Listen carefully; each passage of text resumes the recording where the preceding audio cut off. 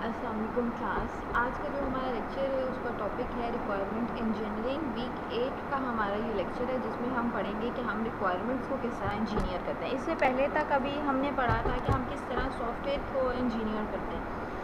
उस इंजीनियरिंग के स्टेप में जो सबसे पहला ही हमारा स्टेप होता है वो रिक्वायरमेंट गैदरिंग का होता है। अब उन रिक्वायरमेंट्स को किस तरह इंजीनियर करते हैं, आपने जो रिक्वायरमेंट यूज़र से गैदर कर ली है, आपने उन रिक्वायरमेंट्स में से किस तरह पता लगाना है कि वो रिक्वायरमेंट फिजिबल है या नहीं, वो रिक्वायरमेंट हम इम्प्लीमेंट कर सकते हैं या नहीं, कौन सी रिक्वायरमेंट की प्रायोरिटी जो है वो मोस्ट इंपॉर्टेंट है, वो हमें सबसे पहले सिस्टम में चाहिए और उसके बाद फिर वो रिक्वायरमेंट्स चाहिए। ओके, कौन से टॉपिक्स हम आज के लेक्चर में कवर करेंगे। First one is functional and non functional requirement पढ़ेंगे कि कौन सी रिक्वायरमेंट्स ऐसी हैं जो फंक्शनल होती हैं और कौन सी जो रिक्वायरमेंट्स हैं वो नॉन फंक्शनल होती है। देन हम रिक्वायरमेंट इंजीनियरिंग प्रोसेस, पूरा जो रिक्वायरमेंट्स को इंजीनियर कैसे करते हैं वो प्रोसेस डिस्कस करेंगे। उस प्रोसेस की ये 4 फेजेज़ हैं जिसमें फर्स्ट क्या होती है रिक्वायरमेंट इंजीनियरिंग प्रोसेस में फर्स्ट फेज़ क्या है requirement elicitation, second one is requirement specification, third one is requirement validation and fourth one is requirement change. Okay, requirement engineering process होता क्या है? The process of establishing the services that a customers requires from a system and constraints under which it operate and is developed. The system requirements are the description of the system services and the constraints that are generated during the requirement engineering process. क्या होती है requirement engineering? ऐसी services जो आपने user को provide करनी होती हैं, उनके लिए आपको सिस्टम और कौन सी कॉन्स्ट्रेंट्स रिक्वायर्ड होती हैं, वो जो सॉफ्टवेयर या जो सर्विस आपने डेवलप करनी है कस्टमर के लिए। Next, system requirements are the descriptions of the system services. System requirement क्या होती हैं? जिसमें आपके सिस्टम की जो है वो सर्विसेज बताई हों और उसकी कॉन्स्ट्रेंट क्या है आपके सिस्टम की, जो कि रिक्वायरमेंट इंजीनियरिंग पूरे प्रोसेस के थ्रू आपने गेट की हो। ये क्या होती है हमारे पास सिस्टम रिक्वायरमेंट होती है। और ऐसा प्रोसेस जिसमें आप कस्टमर को सर्विसेज प्रोवाइड कर रहे होते हैं, वो सर्विसेज प्रोवाइड कहाँ से हो रही होती है? सिस्टम से हो रही होती है, या उसकी जो कॉन्स्ट्रेंट्स लगी होती हैं डेवलपमेंट के दौरान, वो क्या होती है हमारे पास रिक्वायरमेंट इंजीनियरिंग होती है। Okay, what is requirement? हमने पिछले सारे लेक्चर्स में कवर किया है कि रिक्वायरमेंट क्या है। ऑब्वियसली यूज़र की नीड्स जो है, जो भी आपने राइट करनी है, वो सारी चीज़ें हमारे पास क्या हैं रिक्वायरमेंट है। It may range from the high level abstract statement of a service और a system constraint to a detail mathematical function. क्या होता है, यूज़र आपको किसी भी किस्म की रिक्वायरमेंट प्रोवाइड कर सकता है, डिपेंड करता है वो एक टॉप एब्स्ट्रैक्ट लेवल पे उसने आपको रिक्वायरमेंट प्रोवाइड की है जिसमें उसने कह दिया कि मुझे एक लैपटॉप चाहिए। ये बहुत एब्स्ट्रैक्ट लेवल है, उसमें आगे फर्दर कोई डिटेल नहीं दी कि इस लैपटॉप की स्क्रीन कितनी होनी चाहिए, इसका कीपैड किस किस्म का होना चाहिए, इसकी पोर्ट्स कौन सी होनी चाहिए, कोई भी उसने आगे आपको डिटेल प्रोवाइड नहीं दी। तो इसका क्या मतलब है कि उसने जो अब आपको रिक्वायरमेंट दी है वो बहुत ही एब्स्ट्रैक्ट लेवल पे, हाई लेवल पे एक रिक्वायरमेंट जो है वो प्रोवाइड कर दिया आपको। ठीक है, ये लिखा है यहाँ। नेक्स्ट उसने क्या कहा है, या उसने कोई सिस्टम की कॉन्स्ट्रेंट बताई। कॉन्स्ट्रेंट का मतलब कोई कंडीशन बताई है कि जो आप लैपटॉप बिल्ड करेंगे मेरे लिए, वो इस किस्म का डेवलप होना चाहिए कि उसका जो कीबोर्ड है वो लेफ़्ट साइड पे होना चाहिए, राइट हैंड साइड वाला कीबोर्ड का पोर्शन जो है वो एग्जिस्ट नहीं करना चाहिए। उस लैपटॉप की स्क्रीन जो है वो 14 इंची होनी चाहिए। जो भी आप मुझे डेवलप करके दें लैपटॉप, उसकी स्क्रीन जो है वो 14 इंच होनी चाहिए। उसने क्या कर दिए, कॉन्स्ट्रेंट लगा दिए। तो रिक्वायरमेंट बताने का मतलब ये है कि रिक्वायरमेंट एक या फिर कोई मैथमेटिकल फंक्शन भी हो सकता है। रिक्वायरमेंट एक बहुत एब्स्ट्रैक्ट लेवल पे यूज़र की नीड हो सकती है, या बहुत डिटेल्ड लेवल पे भी यूज़र की नीड हो सकती है, या फिर वो कोई कॉन्स्ट्रेंट बताता है जिसमें वो कोई कंडीशन रख के आपको कोई रिक्वायरमेंट देता है। कोई भी चीज़ इनसे रिलेटेड अब आपके पास क्या है रिक्वायरमेंट है। This is inevitable as requirement may serve as a dual functionality. Requirements जो भी यूज़र आपको देता है, कभी कभार ऐसा होता है कि एक रिक्वायरमेंट आपको 2 सिस्टम की फंक्शनैलिटी दिखा रही होती है। May be the basis for a bid for a contract therefore must be open to interpretation, may be the basis for the contract itself, both the statement may be called requirement. क्या होता है requirements? आपका कोई contract हो सकता है जो कि आप लोगों ने राइट किया हो, आपने कोई बिड लगाई हो कि हम आपकी जो भी डेवलपमेंट है लैपटॉप की वो 2 लाख में करके देंगे। कोई और कहेगा हम जो आपकी डेवलपमेंट है वो 90,000 में कर देंगे। तीसरा एम्प्लॉयर जो होगा, डेवलपर जो होगा, वो कहेगा हम आपको जो लैपटॉप डेवलप करके देंगे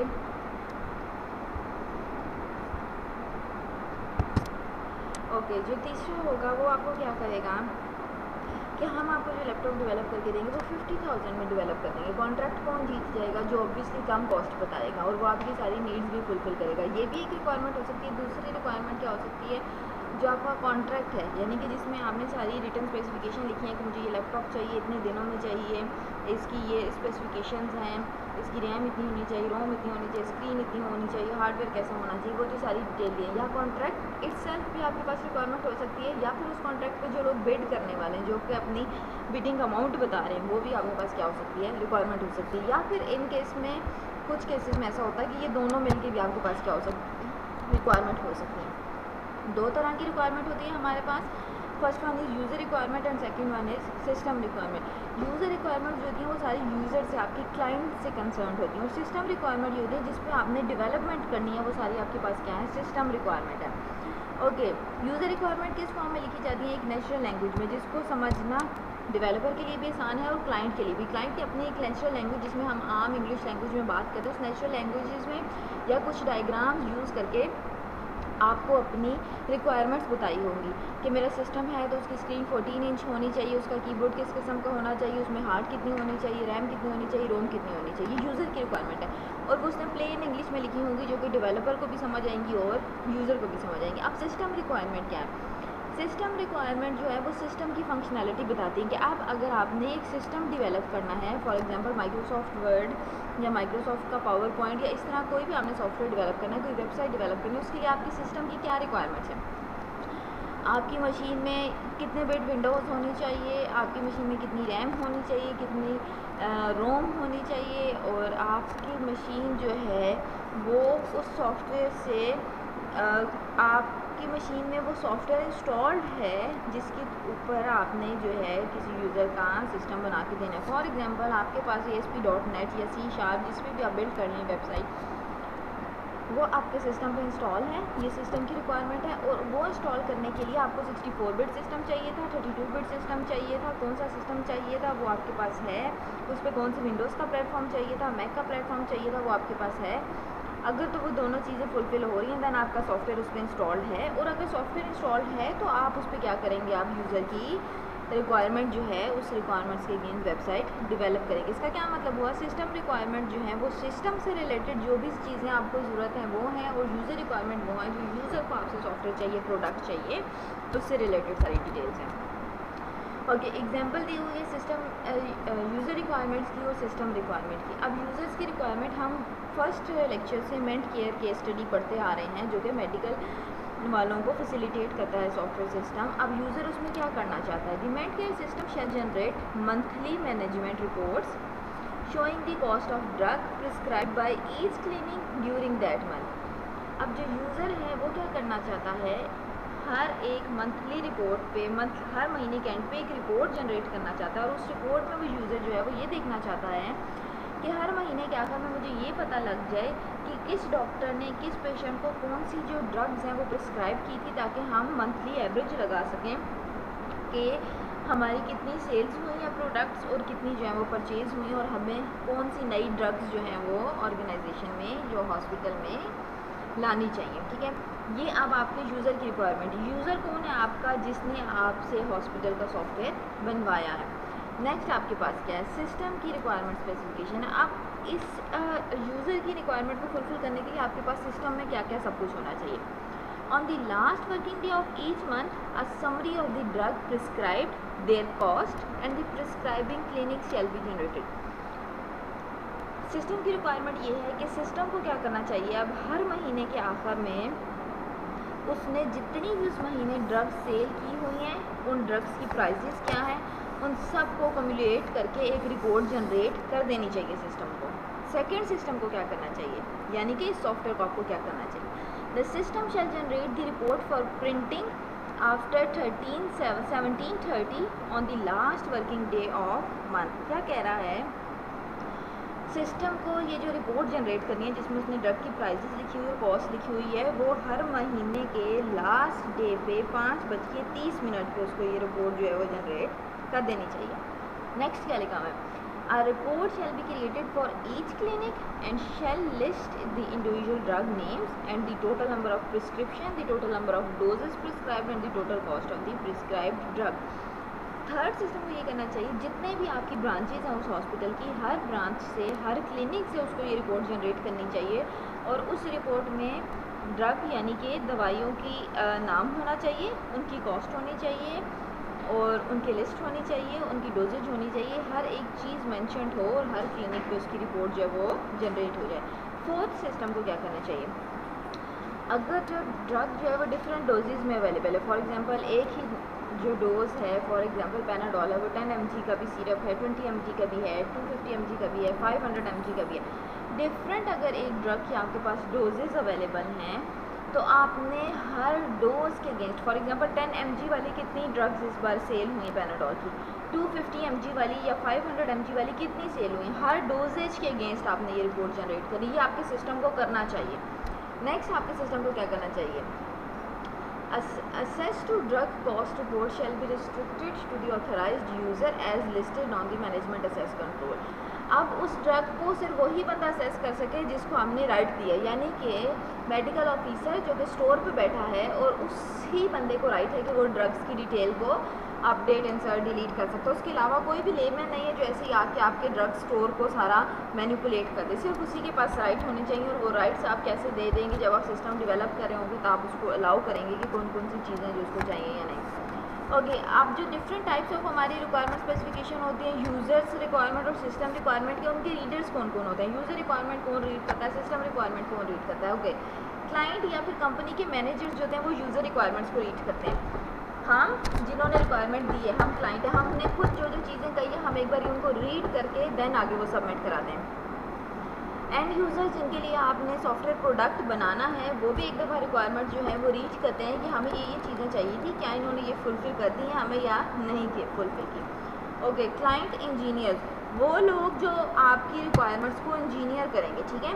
कॉन्ट्रैक्ट मैनेजर जिनके साथ दो पार्टीज़ का कॉन्ट्रैक्ट हुआ होगा, आपने जो कॉन्ट्रैक्ट भेजा होगा, जिस अगले बंदे ने आपके कॉन्ट्रैक्ट पे बिड करके वो कॉन्ट्रैक्ट ख़रीदा होगा, वो भी यूज़र रिक्वायरमेंट रीड करता है। नेक्स्ट सिस्टम आर्किटेक्ट, वो लोग जो आपकी रिक्वायरमेंट के बाद डिज़ाइनिंग फेज़ पे आपकी रिक्वायरमेंट्स को डिज़ाइन करते हैं, वो सिस्टम आर्किटेक्ट्स भी आपकी रिक्वायरमेंट को रीड करते हैं। ये कौन से लोग हैं जो कि यूज़र रिक्वायरमेंट्स को रीड करते हैं। नेक्स्ट सिस्टम रिक्वायरमेंट्स को कौन रीड करता है, एंड यूज़र्स हम लोग रीड करते हैं, क्योंकि आप हमारे लिए सॉफ्टवेयर बना रहे हैं क्लाइंट के लिए, तो फिर क्लाइंट क्या करता है, उन सारी रिक्वायरमेंट्स को एक दफ़ा देखता है कि सिस्टम को ये भी करना चाहिए, ये भी करना चाहिए, उसको ड्रग्स की प्राइस भी बतानी चाहिए, उसको डोजेस का अलग मेंटेन रिकॉर्ड करना चाहिए, उसको 5 पे रिपोर्ट जनरेट कर देनी चाहिए, उसको सारे क्लिनिक्स पे करनी चाहिए। ये सारी रिक्वायरमेंट जो है हमें चाहिए कि हर महीने के आखिर में ये चीज़ें ऑटोमेटिकली होती जाएँ। तो हम क्या करेंगे, सिस्टम की रिक्वायरमेंट्स एक दफ़ा पढ़ेंगे। क्लाइंट इंजीनियर्स ऑब्वियसली जिन्होंने डेवलप करना है वो यूज़र रिक्वायरमेंट भी पढ़ेंगे और सिस्टम की रिक्वायरमेंट्स भी पढ़ेंगे कि क्या सिस्टम ये सब कुछ फुलफ़िल करके दे रहा है, उसके पास इतनी कैपेसिटी है या नहीं। नेक्स्ट आपके पास क्या है, सिस्टम आर्किटेक्ट्स जो लोग आपके डिज़ाइन बना रहे हैं वो आपकी यूज़र रिक्वायरमेंट भी बनेंगे और आपकी सिस्टम रिक्वायरमेंट भी पढ़ेंगे। सॉफ्टवेयर डेवलपर्स जिन्होंने अब वो सॉफ्टवेयर डेवलप करना है, ऑब्वियसली उन्होंने सॉफ्टवेयर डेवलप करना है तो उन्हें मस्ट है कि वो सिस्टम रिक्वायरमेंट जो है वो रीड करें। Okay, next one, what is stakeholder. मैंने आपको सेकंड लेक्चर में बताया था कि स्टेक होल्डर वो बंदा होता है जो किसी न किसी तरीके से आपके सिस्टम के साथ इन्वॉल्व हो रहा हो, किसी भी तरीके के साथ आपके सिस्टम के साथ लिंक हो रहा हो, चाहे वो डेवलपर हो, चाहे वो कस्टमर हो, चाहे वो वेंडर हो, कोई भी बंदा जो है वो डायरेक्टली या इनडायरेक्टली थोड़ा सा भी आपके सिस्टम के साथ कनेक्ट हो रहा है तो वो क्या हो गया, आपके सिस्टम का स्टेक होल्डर बन गया। लिखा हुआ है any person or organization who is affected by the system in some way and so who has a legitimate interest. क्या कह रहा है कि वही बंदा स्टेक होल्डर है जो थोड़ा सा भी आपके सॉफ्टवेयर के साथ लिंक है या थोड़ा सा भी आपके सॉफ्टवेयर से इफेक्ट हो रहा है, चाहे वो किसी भी तरीके से हो, इनडायरेक्टली हो या डायरेक्टली हो। ओके, डिफरेंट टाइप्स बताई हुई है स्टेक होल्डर के। एंड यूज़र्स जो हैं वो आपके स्टेक होल्डर हैं।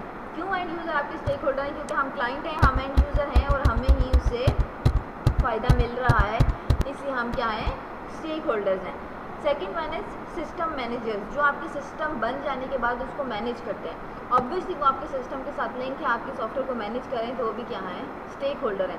सिस्टम ओनर, मेडिकल कंपनी के लिए आपने सिस्टम बनाया है तो वो आपका सिस्टम ओनर है, वो भी क्या है, स्टेक होल्डर है, क्योंकि उसको उससे फ़ायदा हो रहा है। एक्सटर्नल स्टेक होल्डर क्या है, वो लोग जिन्होंने ये सिस्टम बनाया है या ऐसे डेवलपर जिन्होंने कोड आउटसोर्स करके किसी तीसरे बंदे से बनवाया है, वो भी एक्सटर्नल स्टेक होल्डर आपके सिस्टम के साथ इन्वॉल्व है। ओके, ओके, अब मेंट केयर सिस्टम जिसकी हम एग्जांपल पढ़ते रहे हैं पिछले भी सारी लेक्चर्स में, उसमें स्टेक होल्डर्स कौन कौन से हो सकते हैं? पेशेंट्स हो सकते हैं, ऑब्वियसली पेशेंट्स की इंफॉर्मेशन सिस्टम में स्टोर हो रही है। डॉक्टर्स हो सकते हैं क्योंकि वो पेशेंट्स की इन्फॉर्मेशन निकाल रहे हैं और उनकी ट्रीटमेंट देख रहे हैं कि ये हमारा पुराना पेशेंट हमारे पास वापस आया, इसकी पहले क्या ट्रीटमेंट चल रही थी, हमने इसको नेक्स्ट क्या ट्रीटमेंट देनी है। नर्सेज हो सकती हैं जो कि कंसल्टेशन प्रोवाइड करती हैं डॉक्टर्स के साथ और आपके कस्टमर्स के साथ, या डॉक्टर्स के साथ और एडमिनिस्ट्रेशन जो स्टाफ है उनके साथ, वो भी आपके मेंट केयर सिस्टम से रिलेटेड है। Next one is medical receptionist who manage patients और अपॉइंटमेंट, जो आपकी अपॉइंटमेंट्स कंसीडर करा रहे हैं डॉक्टर्स के साथ, आपकी अपॉइंटमेंट्स मैनेज करा रहे हैं, वो सारे लोग भी आपके पास सिस्टम के क्या हैं? स्टेक होल्डर है। Next is IT staff who is responsible for installing and maintaining system, जो आपके सिस्टम या सॉफ्टवेयर को मेंटेन कर रहा है थ्रू आउट उसकी लाइफ, वो लोग जो हैं वो भी आपके सिस्टम के स्टेक होल्डर हैं, क्योंकि वो भी डायरेक्टली या इनडायरेक्टली आपके सिस्टम के साथ इन्वॉल्व है। ओके, नेक्स्ट और कौन सी स्टेक होल्डर है? Medical ethics manager. ओके, जो आपका मेडिकल मैनेजर है वो भी आपका स्टेक होल्डर है। हेल्थ केयर मैनेजर्स जो हैं वो भी आपके मेंट केयर सिस्टम में स्टेक होल्डर हैं। जो लोग मेडिकल रिपोर्ट्स जनरेट कर रहे हैं, डिफरेंट टेस्ट की रिपोर्ट जनरेट करें जिसमें एक्सरे, MRI, ये सारी रिपोर्ट्स जनरेट हो रही हैं, ये भी आपके साथ सिस्टम के साथ इनडायरेक्टली लिंक्ड हैं, तो ये भी क्या है? आपके मेंट केयर सिस्टम के स्टेक होल्डर्स हैं। ओके, नेक्स्ट स्टेक होल्डर्स के बाद हम रिक्वायरमेंट्स की टाइप्स पे आ जाते हैं। दो तरह की हमारे पास रिक्वायरमेंट्स एग्जिस्ट करती हैं सिस्टम में। First one is functional and second is non functional. ये दो रिक्वायरमेंट्स हमारे पास एग्जिस्ट करती हैं सिस्टम में। दो टाइप्स हैं आपकी रिक्वायरमेंट की। ओके, फंक्शनल रिक्वायरमेंट क्या होती है और नॉन फंक्शनल रिक्वायरमेंट क्या होती है? फंक्शनल रिक्वायरमेंट वो सारी रिक्वायरमेंट्स होती हैं जो सिस्टम की फंक्शनैलिटी प्रोवाइड करी होती है, जो कोई ना कोई फंक्शनैलिटी परफॉर्म करी होती हैं, वो सिस्टम की फंक्शनल रिक्वायरमेंट होती हैं। और नॉन फंक्शनल रिक्वायरमेंट्स जो होती हैं वो कॉन्स्ट्रेंट्स होती हैं आपके सिस्टम पे, कंडीशंस या लिमिटेशंस जो आपके सिस्टम पे लगी होती हैं, वो कौन सी रिक्वायरमेंट होती हैं? नॉन फंक्शनल रिक्वायरमेंट होती हैं। Statement of the services that the system should provide, how the system should react to a particular input and how the system should behave in a particular situation। ये आपके पास क्या है? Functional requirement है जो system की services के बारे में बताइए कि आपका सिस्टम क्या क्या सर्विसेज प्रोवाइड करेगा यूज़र को। जब सिस्टम के साथ यूज़र इंटरेक्ट करेगा या जब कोई इनपुट आप देंगे अपने सिस्टम को, तो वो आपको क्या सर्विसेज प्रोवाइड करेगा। ये आपके पास क्या है? फंक्शनल रिक्वायरमेंट है। और नॉन फंक्शनल रिक्वायरमेंट्स क्या है? आपका जो सॉफ्टवेयर है उस पर जो आपने कॉन्स्ट्रेंट्स लगाई हुई हैं। फॉर एग्जांपल कॉन्स्ट्रेंट आपने ये लगाई हुई है कि जो सिस्टम है वो मुझे 5 सेकंड्स में रिप्लाई करे। कॉन्स्ट्रेंट आपने ये लगाई हुई है मेरा सिस्टम जो है वो सिक्योर होना चाहिए, ठीक है। फंक्शनल रिक्वायरमेंट की एग्जांपल क्या दी हुई है? May state but the system should not do. Functional requirement secondly term इसकी यूज़ हो सकती है, जिसको हम कह सकते हैं कि फंक्शनल रिक्वायरमेंट जो है वो ये बताती है कि जिसमें सिस्टम ने कुछ भी नहीं करना, ये काम है जो सिस्टम ने करने हैं और ये काम जो है वो सिस्टम ने नहीं करने। नॉन फंक्शनल रिक्वायरमेंट जो है वो कॉन्स्ट्रेंट लगाती है, कंडीशन लगाती है कि मेरा सिस्टम जो है वो 5 सेकंड में रिस्पॉन्स करे। जब भी मैं गूगल क्रोम पे क्लिक करूँ वो 5 सेकंड से पहले मुझे रिस्पॉन्स करे। जब मैंने यूज़र लॉगिन ID पासवर्ड लगाया है तो वो सिक्योर होने चाहिए। ओके, ये दो कंडीशंस लगा दी मैंने। अब option apply to the system as a whole rather than the individual feature or the services. अब ये जो मैंने कंडीशन लगाई है पूरे सिस्टम पे लगी है कि पूरा क्रोम जब खुलेगा तो वो 5 सेकंड से कम में मुझे रिस्पॉन्स दे, और जो यूज़र ID और पासवर्ड है वो भी क्या करे? सिक्योर होना चाहिए मेरा, कोई भी इसमें लॉगिन करे कस्टमर। ओके, नेक्स्ट मेरे पास क्या लिखी है? डोमेन रिक्वायरमेंट्स लिखी है। डोमेन रिक्वायरमेंट्स क्या होती है? Constants on this system from the domain of operation.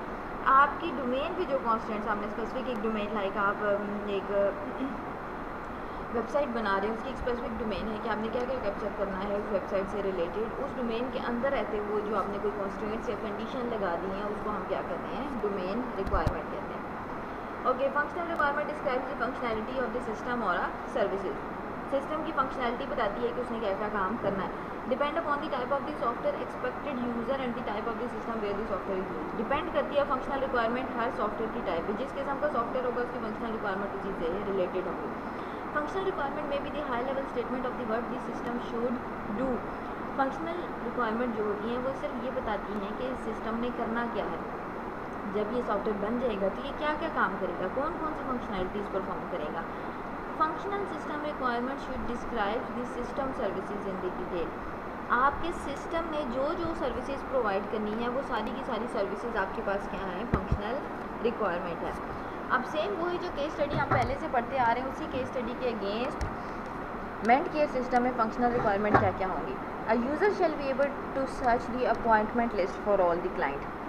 क्या रिक्वायरमेंट बता रहा है कि आपका जो सॉफ्टवेयर सिस्टम है मेंट केयर का, उसको क्या फैसिलिटी हमें सर्विस प्रोवाइड करनी चाहिए कि जो आपका यूज़र है, जो कि सॉफ्टवेयर यूज़ कर रहा है, या जो हम एंड यूज़र्स हैं, जो कि आपके क्लाइंट्स हैं, वो जब भी आपके मेंट केयर के सिस्टम को यूज़ करें तो वो अपनी अपॉइंटमेंट सर्च कर सकें कि किस क्लिनिक पे मेरी कौन सी अपॉइंटमेंट किस टाइम की है। ये क्या है, फंक्शनैलिटी है कि यूज़र उसमें सर्च कर सके कि उसकी फंक्शनैलिटी और आज की अपॉइंटमेंट्स क्या है और किस क्लिनिक में उसकी आज की अपॉइंटमेंट है।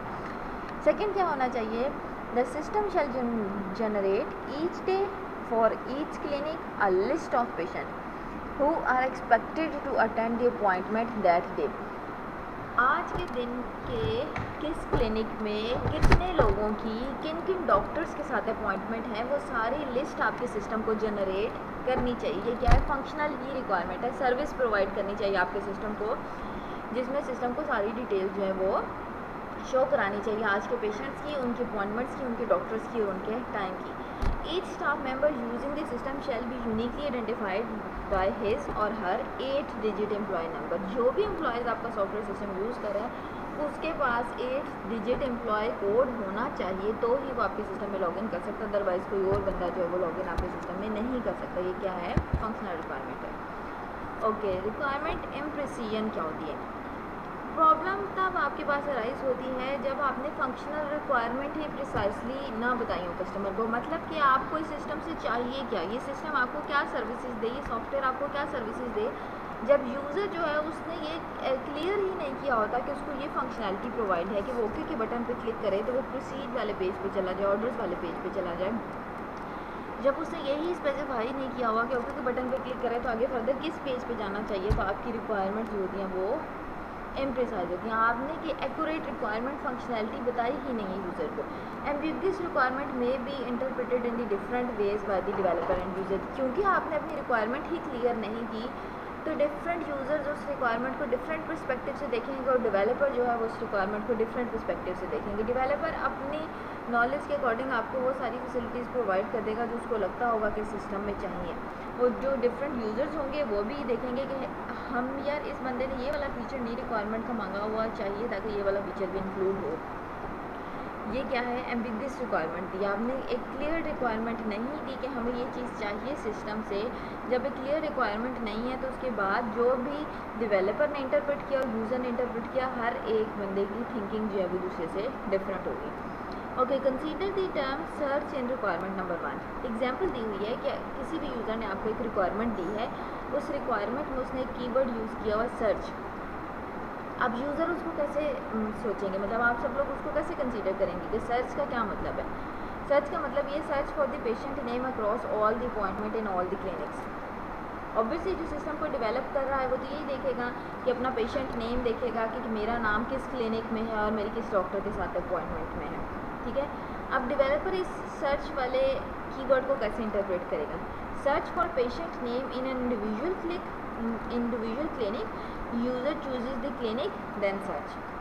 डेवलपर क्या करेगा कि हम जो है वो कस्टमर का नेम सर्च करते हैं कि किस इंडिविजुअल क्लिनिक में जो है वो कस्टमर का नाम है, हम कस्टमर को क्लिनिक रिकमेंड कर देते हैं, उस रिकमेंड से कस्टमर जो है वो खुद ही अपना नाम सर्च करे और अपनी अपॉइंटमेंट सर्च करे और अपनी डॉक्टर सर्च करे। अभी क्या हुआ, ये एक एम्बिग्यूअस रिक्वायरमेंट कस्टमर ने दी हुई थी जिस पे यूज़र्स ने और तरह सोचा है कि सर्च का क्या मतलब है और डेवलपर्स ने और तरह सोचा।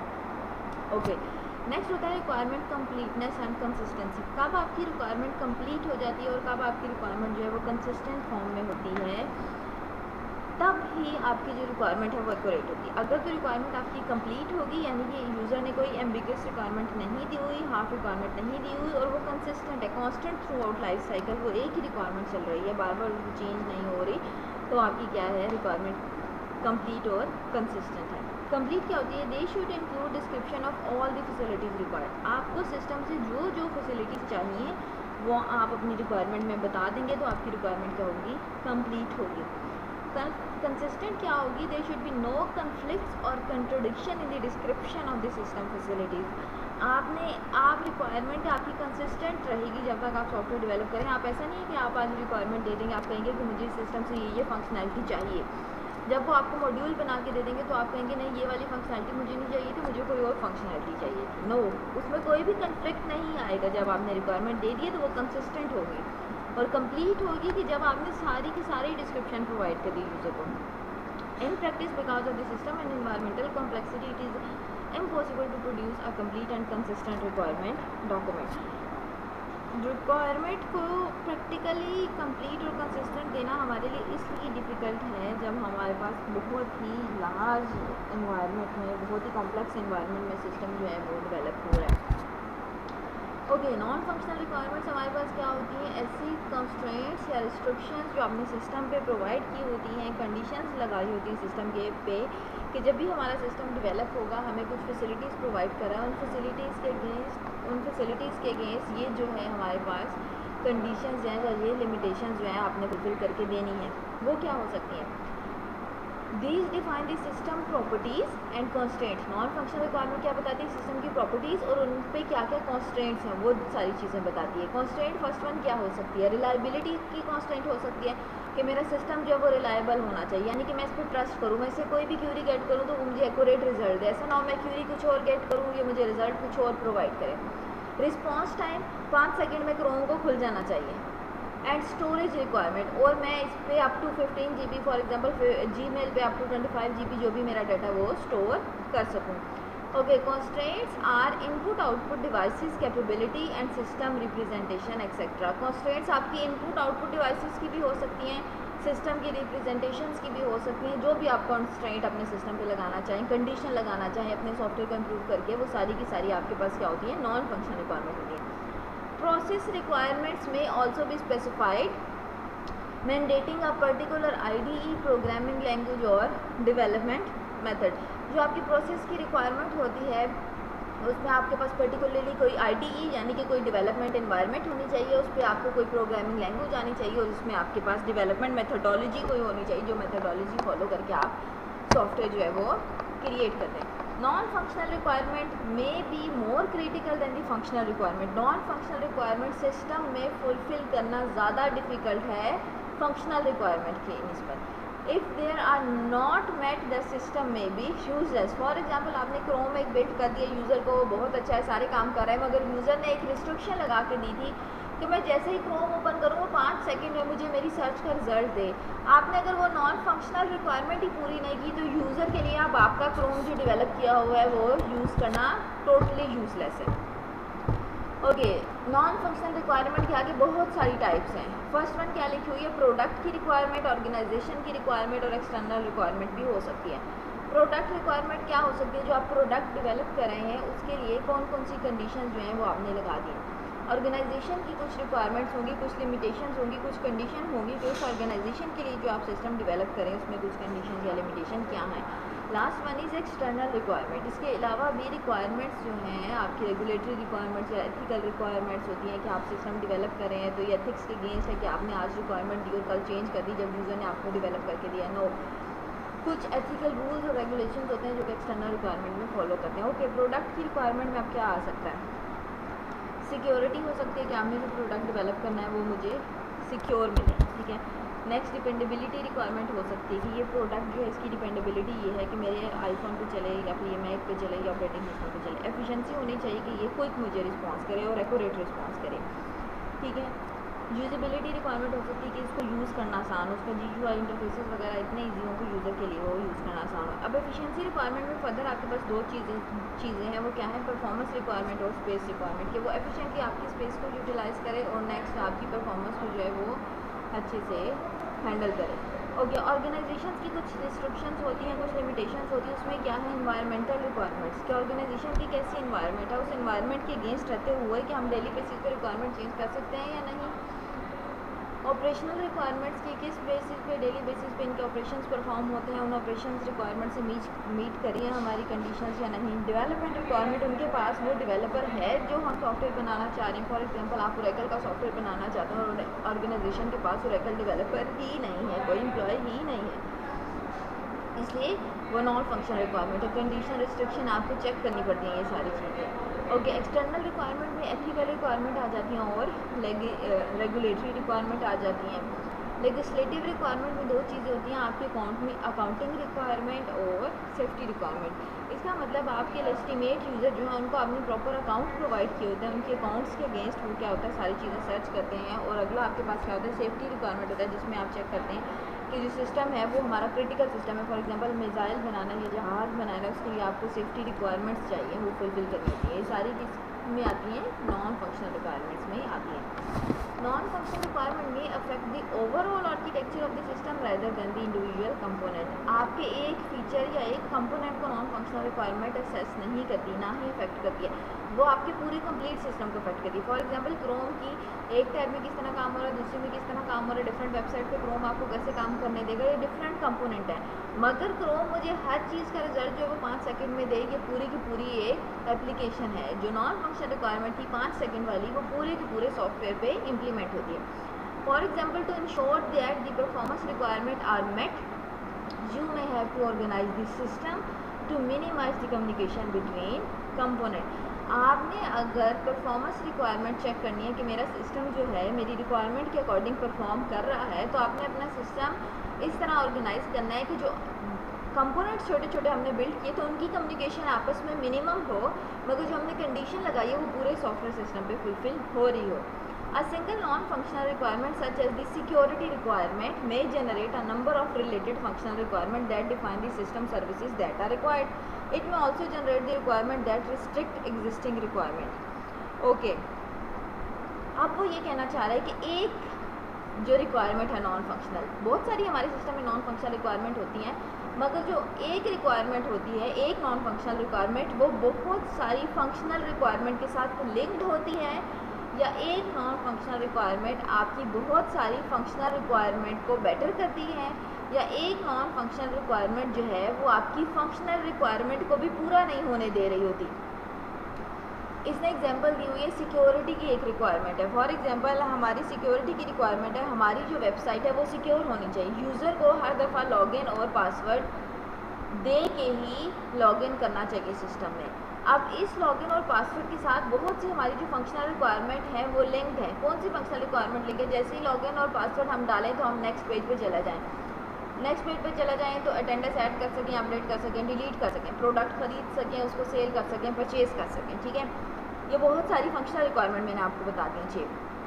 ओके, ये जो सिक्योरिटी वाली कंसर्न है, ये बहुत सी जो दूसरी रिक्वायरमेंट्स हैं उनको रिस्ट्रिक्ट भी कर रहा है। किस तरह रिस्ट्रिक्ट कर रहा है कि आप जब तक यूज़र नेम और पासवर्ड नहीं डालेंगे आप प्रोडक्ट परचेज़ नहीं कर सकते। ये आपके सिस्टम की फंक्शनल रिक्वायरमेंट है कि आपके सिस्टम को प्रोडक्ट की सेल एंड परचेज़ अलाउ करनी चाहिए। मगर एक नॉन फंक्शनल रिक्वायरमेंट जो कि सिक्योरिटी रिक्वायरमेंट थी, उसने क्या किया है, आपकी इस प्रोडक्ट को रिस्ट्रिक्ट कर दिया अगर आप यूज़र नेम और पासवर्ड जो है वो गलत डाल रहे हैं।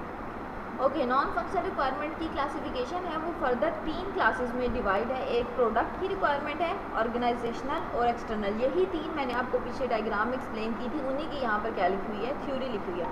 अब प्रोडक्ट रिक्वायरमेंट क्या होती है, requirement which specify that the delivered product must behave in a particular way, for example execution speed and reliability, कि जो भी आपके प्रोडक्ट से रिलेटेड चीज़ें हैं वो आपकी किस में आ जाती हैं, नॉन फंक्शनल रिक्वायरमेंट में। प्रोडक्ट के प्रोडक्ट जो है वो 5 सेकंड की स्पीड में चलना चाहिए और ये ट्रस्टेबल प्रोडक्ट होना चाहिए, रिलायबल होना चाहिए। ऐसा नहीं होना चाहिए कि मैंने 5 टैब्स खोले तो मेरा क्रोम क्रैश हो गया, नो, वो रिलायबल होना चाहिए, मैं उस पर जितने मर्जी टैब्स खोल लूँ। ओके, ऑर्गेनाइजेशनल रिक्वायरमेंट क्या होती है, requirements which are the consequences of the organizational policies and procedures, for example process, standards, use, implementation requirement. हर ऑर्गेनाइजेशन जो है वो CMM कैपेबिलिटी मैच्योरिटी मॉडल या CMMI capability maturity model follow कर रही होती है। उस मॉडल के अगेंस्ट उनकी कुछ पॉलिसीज़ और प्रोसीजर्स होते हैं, उन पॉलिसीज़ और प्रोसीजर के अगेंस्ट ही आप क्या करते हैं, सिस्टम जो है वो बिल्ड करके देते हैं। एक्सटर्नल रिक्वायरमेंट्स क्या होती हैं? Requirements which arises from the factors which are external to the system and its development process. For example interoperability requirement, legislative requirement, ये क्या होती हैं? आपके जो सिस्टम होते हैं उससे एक्सटर्नली लिंक होती हैं। फॉर एग्जांपल आपने एक सिस्टम बना दिया है, मगर अब आपके जो एक्सटर्नल यूज़र हैं, आपकी ऑर्गेनाइजेशन सिक्योरिटी की ऑर्गेनाइजेशन है और वो ये चाहती है, कोई साइबर क्राइम की ऑर्गेनाइजेशन है, कोई FIA की ऑर्गेनाइजेशन है, वो ये चाहती है कि हमारे सिर्फ जो ये 4 एम्प्लॉयज़ हैं, ये हमारे लेजिटिमेट यूज़र हैं जिनको सेस दी जाए कि यही लॉगिन और पासवर्ड लगा के सिस्टम की सेस कर सकते हैं, बाकी सबको लोकली एक नेटवर्क से हमने कनेक्शन दिया हो। ये सारी आपकी क्या है? एक्सटर्नल रिक्वायरमेंट्स हैं।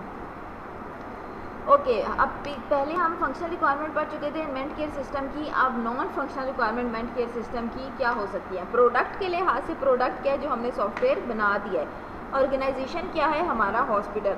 और एक्सटर्नल यूज़र क्या है? जिनको एक्सटर्नल कंसर्न है आपके हॉस्पिटल से, लाइक आप लोग और मैं और आप, हम लोग जो हैं एक्सटर्नल यूज़र हैं जो लिंक करें वेबसाइट पे और आपका सॉफ्टवेयर सर्च करें, आपके हॉस्पिटल की सर्च करें। ओके, प्रोडक्ट रिक्वायरमेंट में नॉन फंक्शनल रिक्वायरमेंट क्या होनी चाहिए? The Mentcare system shall be available to all the clinics during the normal working on Monday to Friday 8 से 8:30 से लेकर 5:30 बजे तक। Down time within the normal working hours shall not exceed the 5 second in any one day. Product की requirement उसने ये दी है कि जो हमारा मेंट केयर का मेडिकल का हमने सॉफ्टवेयर बनाया हुआ है वो हर टाइम अवेलेबल होना चाहिए सारे क्लिनिक्स में सुबह 8:30 से 5:30 तक। और अगर किसी दिन हमारा सर्वर जो है वो डाउन है तो वो 5 सेकंड से ज़्यादा टाइम ना ले दोबारा लॉगिन होने में, सिर्फ 5 सेकंड का टाइम है। ये 5 सेकंड क्या है? रिस्ट्रिक्शन लगाई हुई है आपने अपनी सिस्टम पे। ये नॉन फंक्शनल रिक्वायरमेंट और है किसकी? प्रोडक्ट की। प्रोडक्ट क्या है? आपका सॉफ्टवेयर है जो आपने मेडिकल वालों के लिए बना दिया है। ओके, ऑर्गेनाइजेशन की रिक्वायरमेंट क्या है? User of the Mentcare system shall authenticate themselves using their health authority identity card. जो मेडिकल स्टाफ है उन सबको हमने एक अथॉरिटी आइडेंटिटी कार्ड दिया हुआ है। उस आइडेंटिटी कार्ड को ही चेक करा के वो क्या कर सकते हैं? सिस्टम जो है वो हमारा यूज़ कर सकते हैं। वो डॉक्टर्स हो सकती हैं, नर्सेज हो सकती हैं, जो मेडिसिन दे रहे हैं वो लोग हो सकते हैं। ओके, एक्सटर्नल यूजर्स कौन है? हम। ये the system shall implement the patient privacy provisions as a set out in HSTN 0366 privacy. ये स्टैंडर्ड उसने बताया हुआ है कि जो एक्सटर्नल कस्टमर हैं वो अगर ये किसी को नहीं शो कराना चाहते पब्लिकली आपकी वेबसाइट पे कि हम कौन से क्लिनिक जा रहे हैं, किस डॉक्टर के साथ हमारा अपॉइंटमेंट है और क्या क्या हमें डिजीज़ है, तो वो कस्टमर के जो अकाउंट और डिटेल्स हैं वो किसी दूसरे बंदे को नहीं मिलनी चाहिए। वो जो डिटेल्स हैं वो सारी डिटेल्स आपकी प्राइवेट होनी चाहिए।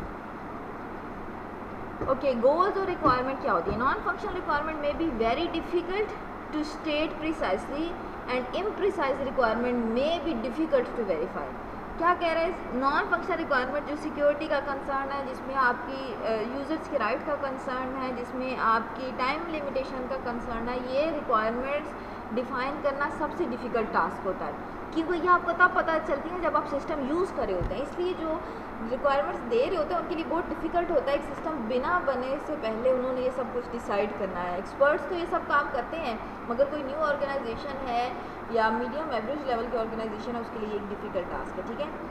और अगर आपने रिक्वायरमेंट से इम्प्रिसाइज दी है, ऑब्वियसली आपको आइडिया ही नहीं है कि नॉन फंक्शनल रिक्वायरमेंट क्या होगी, तो आप इम्प्रिसाइज रिक्वायरमेंट देंगे तो उनको बनाना जो है बहुत एक डिफ़िकल्ट टास्क है। ओके, अब गोल क्या होता है? A general information of the user such as ease of use. User ने अभी क्या दिया है आपको रिक्वायरमेंट कि मेरा सिस्टम है वो चलाना आसान हो, ईज़ ऑफ यूज़ है, ईज़ ऑफ यूज़ होना चाहिए, उसको चलाना आसान होना चाहिए। ये क्या है? गोल है कि आपने जो भी सॉफ्टवेयर बना के देना है, आपकी कंपनी का ये गोल है कि वो इतना आसान इंटरफेस होना चाहिए कि कोई भी न्यू पर्सन है वो इसको ईजीली यूज़ कर सके। Okay, verifiable non functional requirement क्या है? Verifiable non functional requirement a statement using the some measure that can be objectively tested. वो जो फंक्शनल रिक्वायरमेंट्स हैं वो आपको ऐसी स्टेटमेंट दी हो जो कि आप टेस्ट कर सकें। फॉर एग्जांपल आपको स्टेटमेंट दी गई है कि क्रोम जो है जब भी ओपन हो वो 5 सेकंड में मुझे रिजल्ट दे, तो आप जैसे ही क्रोम बिल्ड करें उसके बाद उसको ओपन करके देखें कि वो 5 सेकंड में ओपन हो रहा है, तो वो आप क्या करें? अपनी नॉन फंक्शनल रिक्वायरमेंट्स के साथ साथ वेरीफाई करते जाएँ। Okay, goals are helpful to developer as they convey the intentions to the system user. आपका गोल जो है वो ये है कि आपने एक आसान सा सॉफ्टवेयर जो है वो यूज़र को बना के देना, उसका GUI इतना आसान हो कि हर कोई उसको यूज़ कर सके, ठीक है। अब जो गोल होते हैं वो हेल्प करते हैं डेवलपर्स को कि वो अपनी जो इंटेंशन है उनकी वो कस्टमर्स तक पहुंचा सके, यानी कि डेवलपर जो है वो कन्विंस कर सके कस्टमर को कि हम जो आपको सॉफ्टवेयर बना के देंगे वो यूज़ करना इतना आसान होगा कि आपके ऑर्गेनाइजेशन का हर पर्सन बिना किसी ट्रेनिंग के आपके सॉफ्टवेयर को जो है वो यूज़ कर लेगा। ओके, लास्ट वन आपके पास क्या होती है, यूजेबिलिटी रिक्वायरमेंट्स होती है कि आपने अब इस सिस्टम को यूज़ करना है तो इसके लिए आपको क्या क्या चीज़ें चाहिए। The system should be easy to use by the medical staff and should be organised in such a way that the user errors are minimised. Goal ही आपकी क्या बन जाती है, यूजेबिलिटी रिक्वायरमेंट बन जाती है। हमने ऐसा सॉफ्टवेयर मेडिकल का बना के देना है कि जितने भी लोग हैं, चाहे वो नर्सेज हैं, चाहे वो मेडिकल ऑफिसर्स हैं, चाहे वो डॉक्टर्स हैं, वो उसको इजीली यूटिलाइज कर सके और उनकी मिस्टेक्स जो है उस सिस्टम को यूज़ करते हुए वो बहुत कम हो। Medical staff shall be able to use all the system functionality after 4 hours of training. After this training, the average number of error made by the experienced user shall not exceed 2 per hour of the system used। ये testable non functional requirement है, यानी कि जिसमें हमने non functional requirement जो है उसको verify करना होता है। वो नॉन फंक्शनल रिक्वायरमेंट ये थी कि 4 घंटे की ट्रेनिंग के बाद सारे एम्प्लॉयज़ को जो है वो आपका सिस्टम जो है वो यूज़ करना आ जाए, मगर उस 4 घंटे के बाद अगर कोई एम्प्लॉय गलती करता है आपके सिस्टम को तो वो गलती ऐसी होनी चाहिए कि 1 घंटे में 2 से ज़्यादा गलतियां ना करे वो एम्प्लॉय आपको सिस्टम यूज़ करने के लिए। फॉर एग्जांपल वो दो पेशेंट से ज़्यादा गलत रिकॉर्ड ना एंटर कर सके, इसलिए आपका सिस्टम इतना आसान होना चाहिए कि वो यूजेबिलिटी रिक्वायरमेंट फुलफिल करे। अब ये जो रिक्वायरमेंट है ये टेस्ट हो सकती है, ये नॉन फंक्शनल रिक्वायरमेंट है। एक एम्प्लॉय जो है वो 4 गलत रिकॉर्ड पेशेंट के एंटर करके देखे कि सिस्टम जो है वो उसको कोई एरर मैसेज दे रहा है। अगर सिस्टम तो एरर मैसेज दे रहा होगा कि जी आप सिर्फ 2 एम्प्लॉयज़ का रिकॉर्ड गलत एंटर कर सकते थे 1 घंटे के टाइम में, तो वो आपकी क्या हो गई है, टेस्टेबल नॉन फंक्शनल रिक्वायरमेंट हो गई। ओके, ये मैट्रिसेस है जिसके थ्रू आप नॉन फंक्शनल रिक्वायरमेंट्स को स्पेसिफाई कर सकते हैं। ये मल्टीपल हमारे पास जो है नॉन फंक्शनल रिक्वायरमेंट्स बताई हुई हैं, जिसमें स्पीड जो है वो बहुत मैटर करती है कि कितनी जल्दी आपको रिस्पांस मिल रहा है। साइज़ मैटर करता है कि आपके प्रोडक्ट का साइज़ क्या है। ईज़ ऑफ यूज़ है, ये भी नॉन फंक्शनल रिक्वायरमेंट है कि आपको वो यूज़ करना आसान हो। रिलायबिलिटी है, आप अपने सिस्टम पे ट्रस्ट कर सकें कि वो जो है वो रिलायबल सिस्टम होगा। ऐसा नहीं कि आपने 4 टैब्स खोली हैं तो जी क्रोम क्रैश हो गया, पूरा सॉफ्टवेयर क्रैश हो गया। रोबस्टनेस उसमें होनी चाहिए, पोर्टेबिलिटी होनी चाहिए। अब स्पीड की मेजर किस तरह आप कर सकते हैं, प्रोसेस ट्रांजैक्शन पर second, user event response time and screen refresh time. Speed किस तरह मेजर कर सकते हैं, आपने रिफ़्रेश किया तो वो 1 सेकेंड में आपको रिफ़्रेश करके दिखाना चाहिए दोबारा वेब पेज। यूज़र का रिस्पॉन्स टाइम क्या है, आपने अगर व्हाट इज़ डेटाबेस सर्च किया है तो वो रिस्पॉन्स टाइम कितना है सर्वर से आपको मिल रहा।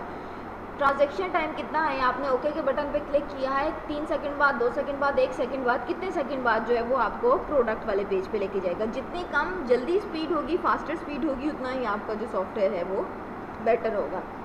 जिस तरह आप सब प्रेफर करते हैं कि नेट की स्पीड अच्छी नहीं आ रही, जितनी अच्छी स्पीड आ रही होती है उतना काम आपका अच्छा हो रहा होता है। इसी तरह सॉफ्टवेयर में भी होता है। ओके, नेक्स्ट साइज़ जो है, megabytes and number of ROM per chip. Size क्या है, आपने जो भी सॉफ्टवेयर बनाया वो मेगाबाइट्स में, किलोबाइट्स में, टेराबाइट्स में, ये हर ऑर्गेनाइजेशन की नीड पे डिपेंड करता है कि साइज़ क्या होगा सॉफ्टवेयर का। ओके, ईज़ ऑफ यूज़, उसको आसान हो इस्तेमाल करना, कम ट्रेनिंग टाइम लगे और नंबर ऑफ़ हेल्पिंग फ्रेम्स हों कि अगर आपने कुछ गलत किया है तो वो आपको कहे कि please enter your name. Ease of use है ना कि आपने एक नेम वाली फील्ड में अपना नाम डाला ही नहीं है और आपने अपनी डिग्री और ईमेल एड्रेस और बाकी सारी चीज़ें कंप्लीट कर दी हैं, तो वो आपको ऊपर रेड कलर से मैसेज दे दे कि please enter your name and proceed next. क्या आप अपना नाम डालेंगे तब ही आप नेक्स्ट पेज पे जा सकते हैं। ये क्या है, ईज़ ऑफ यूज़ है। दूसरी ईज़ ऑफ यूज़ में ये है कि आपको ट्रेनिंग प्रोवाइड ही ना करना पड़े, इतना आसान इंटरफेस हो कि आप खुद ही उसको देख के क्लिक करके सीख लें। Next is reliability, mean time of failure, probability of unavailability, rate of failure occurrence and availability. Reliability क्या है कि आपका सिस्टम जो है उसमें अनअवेलेबिलिटी बहुत कम होनी चाहिए। फॉर एग्जांपल आप सब अगर एफएससी का रिज़ल्ट सर्च कर रहे हैं तो आपका सिस्टम जो है वो अनअवेलेबल है, नहीं होना चाहिए इसे। आपका फेलियर टाइम जो है वो बहुत कम होना चाहिए। आप लोगों ने अक्सर नोट किया होगा 404 एरर आप लोगों के पास आ रहा होता है, या फिर यूनिवर्सिटी ने प्रॉक्सी लगाई होगी आपके व्हाट्सएप पे और फेसबुक पे, तो आप देखेंगे कि वो आपको कहेगा कि सिस्टम इज़ नॉट सिक्योर और this website link is block. वो क्या है, आपका रिलायबल नेटवर्क कनेक्शन नहीं है। Okay, next is availability. आपका सिस्टम आपके पास 24/7 अवेलेबल होना चाहिए, आप तो ही उस सिस्टम पे ट्रस्ट कर सकते हैं। अगर बीच में 2 घंटे भी सिस्टम आपके पास अवेलेबल नहीं है, आपको नहीं पता कि उस 2 घंटे में किस अटैकर या हैकर ने आपके सिस्टम में क्या क्या चेंजेस की होंगे। ओके, रोबस्टनेस क्या होती है? The time to start after failure. आपका सिस्टम जब फेलियर में चला गया था या अनअवेलेबिलिटी स्टेट में चला गया था, उसके बाद उसने कितना टाइम लिया है? 5 सेकंड लिए हैं, 4 सेकंड लिए हैं, 10 सेकंड लिए हैं, कितना टाइम लिया है दोबारा स्टार्ट होने में? फॉर एग्जांपल, आपने सिस्टम को शट डाउन कर लिया और आपने इसमें बहुत से हैवी सॉफ्टवेयर इंस्टॉल किए हुए हैं, SQL सर्वर इंस्टॉल किया हुआ है, ASP.NET इंस्टॉल किया और सॉफ्टवेयर इंस्टॉल किया। अब आपने क्या किया? अपना सिस्टम शट डाउन कर दिया या वो बैटरी डेड होने की वजह से खुद ही शट डाउन हो गया, तो अब उसको कितना टाइम लगेगा दोबारा स्टार्ट होने में? वो सॉफ्टवेयर दोबारा स्टार्ट होने में कितना टाइम ले रहा है, उसको आप क्या कहते हैं? रोबस्टनेस कहते हैं। Percentage of event causing failures and probability of data corruption on failure. कितनी परसेंटेज इवेंट्स जो हैं जिन पे आप क्लिक करते हो तो बार बार आपका जो सिस्टम है वो शट डाउन स्टेट में चला जाता है या सिस्टम हॉल्ट स्टेट में चला जाता है या सिस्टम हैंग हो जाता है? कौन से इवेंट्स हैं जिनको आप क्लिक करते हो या ऐसा काम करते हो क्रोम में कि वो आपकी पूरी की पूरी विंडो जो है वो ख़त्म करे? उनकी क्या परसेंटेज होती है? Okay, next one is probability of data corruption on failure. Last one is probability. Probability is the percentage of the target dependent statement and the number of target system. Probability आपको ये बताती है आपकी non functional requirement में कि क्या percentage होगी आपकी टोटल जितनी भी स्टेटमेंट्स हैं उनकी डिपेंडेबिलिटी क्या होगी, उस डिपेंडेबिलिटी की परसेंटेज क्या है। नंबर ऑफ टारगेटेड सिस्टम, कितने आपके सिस्टम जो हैं वो डिफरेंट कंपोनेंट्स जो हैं वो आपके टारगेटेड हैं जिनको आप लिंक करके कोई भी नॉन फंक्शनल रिक्वायरमेंट जो है वो यूज़र को प्रोवाइड करें। ओके बेटे, this is all about today's lecture. Next lecture में हम रिक्वायरमेंट इंजीनियरिंग फर्दर पढ़ेंगे।